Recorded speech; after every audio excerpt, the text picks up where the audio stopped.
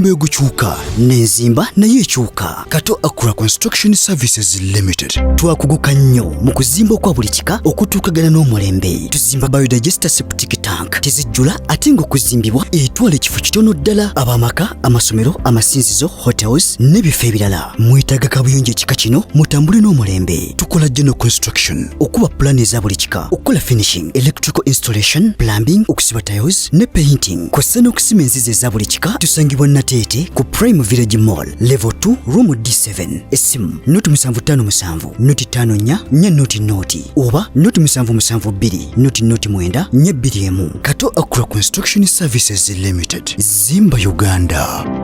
Olabira ddala ng'okusomooza kuyitirivu bwe tuba tulowooza nti kasasiro agenda kuziikibwa buziikibwa oba kunyigirizibwa. Era akasookedde enjege naye kiteezeegwawo, abakugu batubulidde ebintu bingi. Kasasiro avaamu ebijimusa, kasasiro avaamu amanda,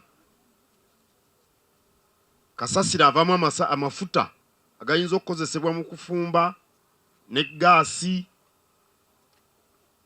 era kasasiro akola amasannyalaze.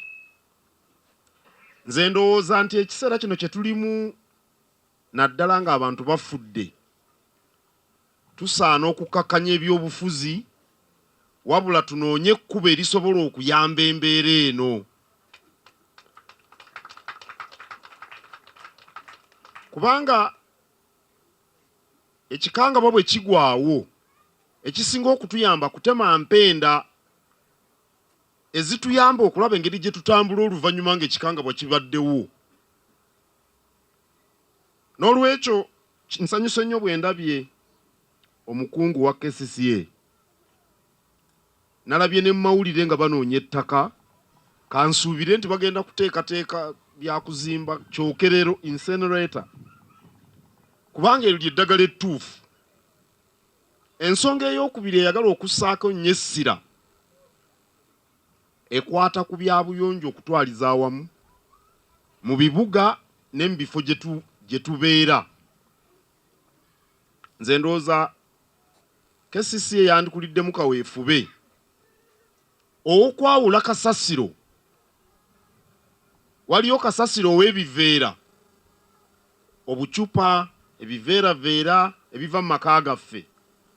Waliyo kasasiro ow'ebintu ebigumu ng'ebyuma, ebirawuli n'ebintu ebitavunda. Ate waliyo ne kasasiro avunda, asobola okukola nakavundira ng'ebiwata, esaaniiko, ebipapulapapula. Tusaana okutandika okwawula kasasiro oyo. Bwe tubadde tujja wano, kyenjogerako ndooza mukirabye.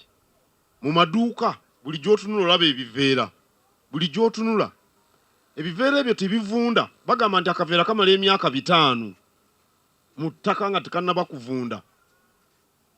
Kale tugamba nti obwakabaka bwakabeerayo emyaka 9.